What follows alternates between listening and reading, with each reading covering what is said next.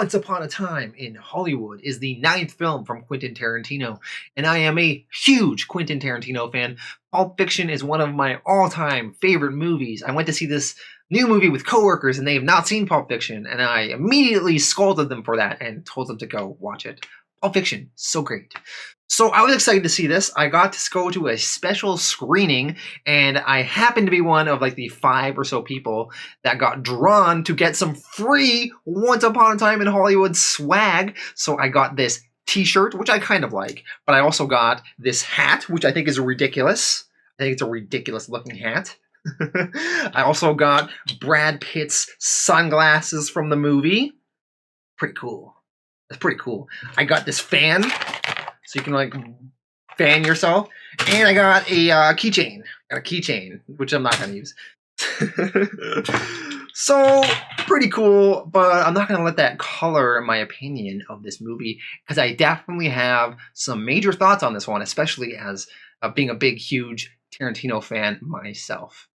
Now, Quentin Tarantino is a little bit of a polarizing figure. One of my coworkers refused to come see this movie with a group of us because she just morally does not like Tarantino. She thinks he's an asshole and his movies are pretentious, and she did not want to go see it. My mom, I know, hates Tarantino and would not go see his movies and doesn't like his movies.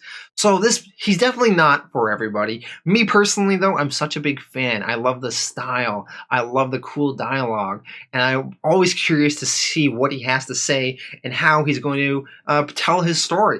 So in this movie, it stars Leonardo DiCaprio as this sort of washed up actor trying to still sort of keep his career going, and Brad Pitt, who is his friend and stunt double.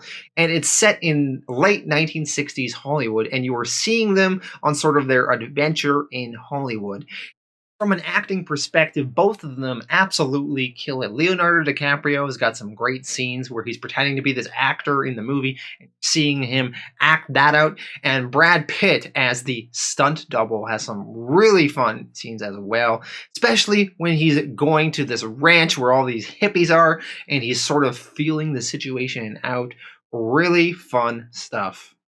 One thing about this movie is that there's really not so much an overarching plot. It's kind of like a buddy hangout film. You are spending time with these characters and their adventures in Hollywood. In some ways, it's a really cool kind of vibe to the movie with regards to that, but maybe there's not so much of an overarching story, which can be a little bit disappointing when you get to the end of the movie. But nevertheless, let's talk about the style of the film. It's obviously very cool. You got that classic Tarantino dialogue. You got his cool shots. You got these great shots of like 1960s Hollywood and seeing the streets and the cars and the costumes. And you just got this great tone throughout the film. It is really fun, and it is really funny at times. There's some action scenes that have some intense violence in it. It is just really fun to spend time in this world. Now, there are a few negatives in this film. One, I think, is like Margot Robbie. She's beautiful, she's a great actress, but in the movie, she doesn't have that much to really do. You kind of are just looking at her, but she's not given much to do from Tarantino, and that was a little bit disappointing. And when you get to the end of the movie and stuff starts wrapping up, which, by the way, this is a long movie. It's 2 hours and 40 minutes, so it's a long time. You kind of felt a little bit disappointed because there wasn't that overarching plot. There wasn't that overall thread. You were kind of just hanging out, watching these people on their lives, and then it kind of wrapped up. And maybe that's what I felt was missing in this movie, where something like Pulp Fiction has an overarching story, as well as Django or Inglourious Bastards. You kind of have that threat you got to overcome, and you eventually do, where this movie was just kind of hanging out. But I still enjoyed it. I enjoyed it. I would give this film an 8.5 out of 10, and I think it's still going to be one of the top movies of the year. But as someone who's a big Tarantino fan and thinks about all of his movies and where they would rank, this one is probably definitely the lower tier of his movies.